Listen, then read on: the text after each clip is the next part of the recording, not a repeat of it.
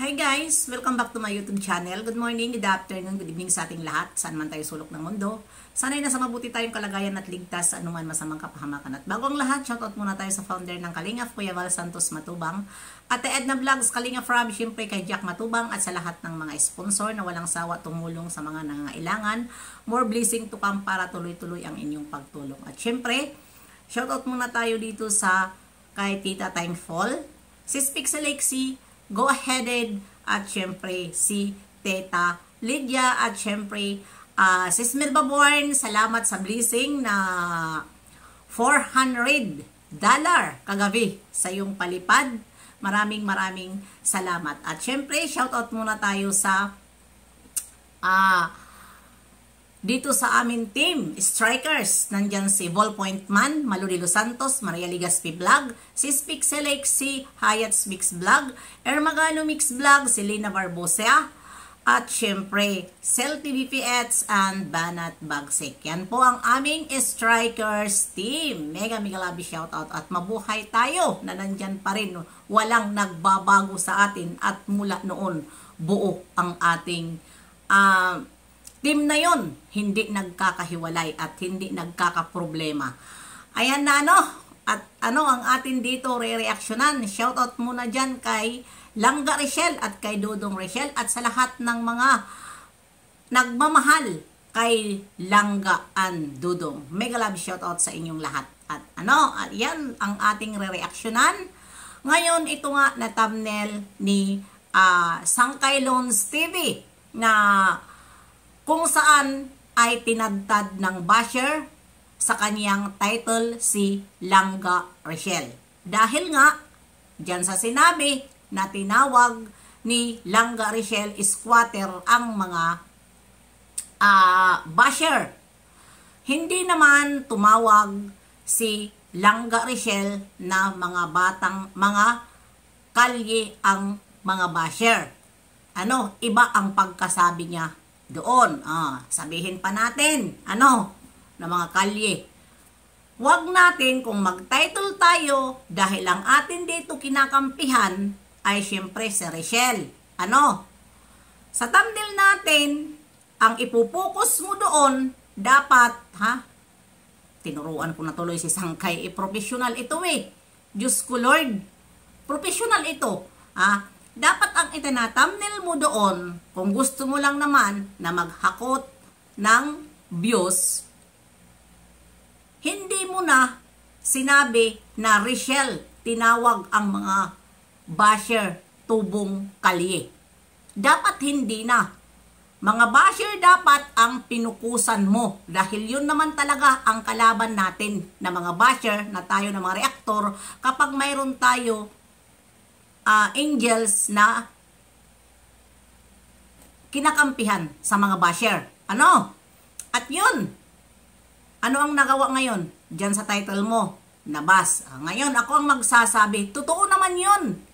Totoo. Pero galing sa akin na ang mga basher ay tubong kalye, tubong squatter. Dahil hindi naman ganon ang mga mayayaman na tunay. Diba? Tahimik sila. Pero ang mga nagyayaman-yamanan lang, yan ang maingay. Dahil nga nagyayabang. Dahil ngayon lang sila nagkaroon. Tulad sa isa dyan, walang bukang bibig. Mayaman. Mayaman ako. Mayaman ako. Hindi kayo makakatikim sa aking pera. My goodness. Diba? Tulad dyan, sa laging bukang bibig, ganyan ang kanyang lagi sinasabi. Ayan. Diba? Tayo, na reaktor, palpalin man tayo, sugurin man tayo, sa mga basher, handa tayo sumagot. Huwag natin gamitin ang pangalan ng isang,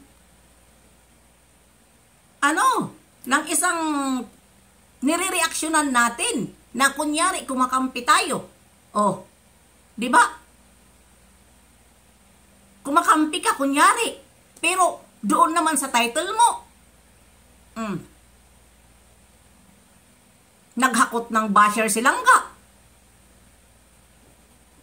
Di ba? Huwag ganyan. alam ko sabi mo mga kulilat kami dahil magaling ka na reactor. 'Di ba?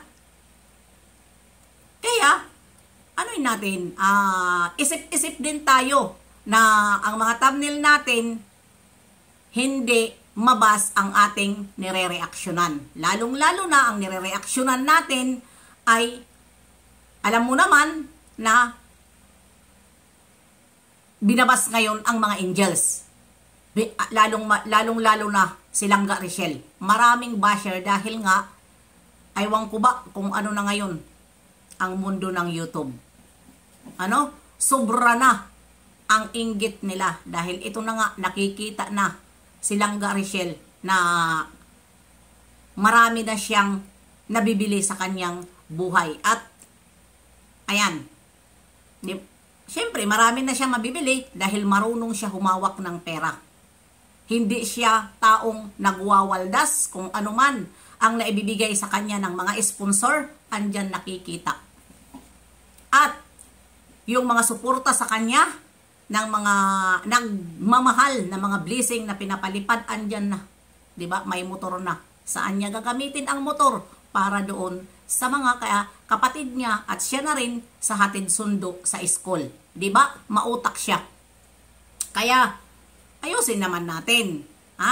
Ako lang naman sangkay ay hindi naman ako sa iyo nakikipag tawag nito, nakikipag away dahil pareho tayo mga reaktor ng Kalingap. Pero matagal na panahon. Alam mo 'yon dahil nauna ka sa akin. Kahit si Ate Edna, kahit si Kalingap Prab, hindi ko pa naririnig kay Kuya Bal na nagsalita si Kuya Bal ng ganyan sa mga thumbnail. Kasi nga, si Kuya Bal ay siyempre, minsan ay bumabanat din. 'Di ba? Ayaw nila na mag-thumbnail tayo ng nakakabasa nire-reaksyonan natin. 'Di ba? Kaya, sablay ka dyan sa title mo. Talaga mababas ng karamihan kahit hindi basher. Yung mga tubong kalye, masasaktan na kahit hindi naman basher dahil ginamit mo ang pangalan ni Langga Richelle dyan sa thumbnail mo, dyan sa title mo, na nagsabi siya na mga walang sinabi si Langga. Ang sinabi ni Langga doon sa nireaksyonan ko, na yung video na yan, na live niya, ang wag reaksyonan. Pero nag-reaction ako dahil nga puno siya ng basher. Hindi ako nakapagtimpi, pero mayroon ako mga sagot doon na nagalit din sa akin ang mga fans ng Richelle. Bakit ko daw nireaksyonan? Pero ako naman, kahit magalit sila sa akin, ang akin naman reaction video doon ay kampi naman ako kay Richelle. Hindi ko inilaglag si Richelle. Basta ang kalaban ko doon ay mga mga basher. 'Yun ang kalaban ko doon.